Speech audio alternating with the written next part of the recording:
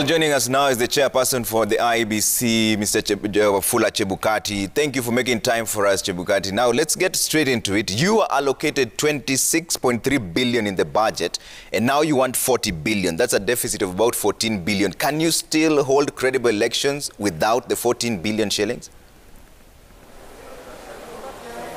Thank you, Trevor. As a commission, we submitted our budget to the National Treasury. As you know, the budget is activity-based. And it's based on our strategic plan and election operations plan. And so if you itemize, take all those items and put together, then you get the 40.9 billion shillings. And this includes the amount we require for spending on COVID, yeah. But can you still hold a credible elections, Chairman, if you're not given the 14 billion shillings extra? What I'm saying is that for the last couple of weeks, we have been engaging in National Treasury, and I want to believe that the discussions will be fruitful and that we shall be given sufficient funds to proceed with all the activities. But without the money, if the money doesn't come your way, will you be able to hold a credible election?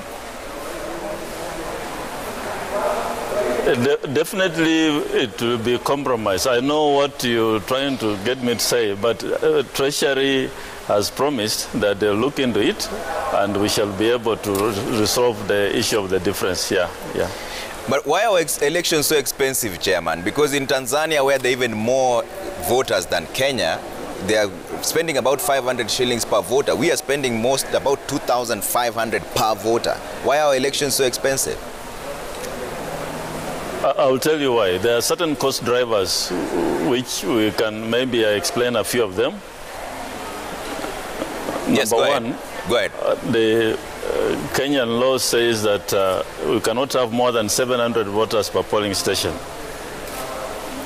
In 2017, we had 40,883 polling stations. Now, you multiply that by the number of clerks. We need at least 6 clerks. And then you have the presiding officer and the deputy and security personnel.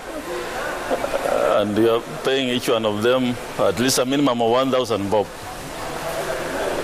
Then you get a figure. Now take that to 2022, where we expect to have at least 53,000 polling stations, assuming we register an addition of 6 million voters, times the number of staff. So the personnel takes a very huge chunk of the budget, which is approaching around 6 billion shillings on human labor alone. Then we go to other items, like procurement. Our ballot papers are very, very expensive. We're talking about ballot paper having more than 7 features. Now, that is almost like currency. So looking at that, then you look at issues of logistics, technology which is in the law, which we must deploy. And so it's because of the legal framework and the fact that we in Kenya don't trust each other that we have tried to do all these things, and that's why elections are expensive in Kenya. Speaking of trust, Chairman, can you assure Kenyans that this time round the elections will not be nullified?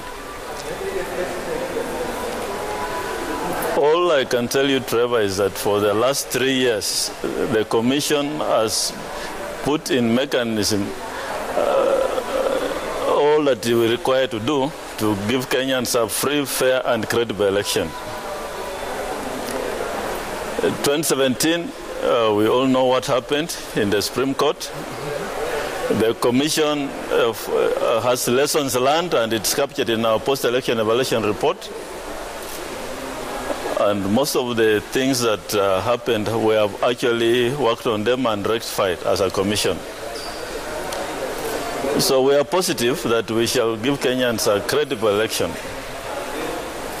And that's why we are having forums like what we have in Mombasa, engaging our stakeholders. And the media is one of our major stakeholders. we are inviting them to join us on this journey. And especially we need the media when it comes to the issue of results transmission, that we want them at every polling station, every tallying center, so that they can bring out the transparency in the whole process. Chair, what is that one thing that you'd say you've rectified from 2017 that will now make 2022 credible? Maybe we start with what we have not rectified. Okay. What we have not done, remember the issue of results transmission. There are certain polling stations which require 3G network. As a commission, in 2017 we had 11,000 polling stations which did not have 3G network. And we could not transmit the text result. I mean the text and the image result until our ROs said, our POs had to go to certain areas, especially the ones who were in the remote areas had to go to the tallying centers to be able to transmit. Now, as you know, the Commission does not provide network coverage here. That's the work of the Communication Authority. And up to now, we have areas which still don't have network, but we are engaging in the Communication Authority with a view to mapping out these areas. And we have requested them to do a quality of service audit so that we can know. But on the issue of what we have done post-2017, we actually, when we carried out the fresh presidential election, we corrected what we had done in the first election. Yeah. But like all returning officers to come to Nairobi, bring their results, and then we actually allowed the media and the observers and others to access all this information in the servers. So there's a lot of transparency, which we now intend to carry to 2022. Chair, now that you brought up the issue of servers, where will our servers be hosted this time? As we speak, our servers are in Kenya. Both our primary and secondary servers are in the country. When we came in the commission, I and my team, we found that they did not have servers, active servers here. So we ordered for those servers and they delayed. By the time of election, they had not arrived. But now we have installed our servers locally, and that problem is not there anymore. And finally, Chair, on this issue of results transmission transparency, you've mentioned that there are more than 11,000 polling stations that don't have 3G network. What is your plan B for that? And how transparent will that process be? As I said, we are engaging Communication Authority, and they have made certain promises, like understand there's something called Universal Fund, which they may deploy to create that network in the areas that don't have.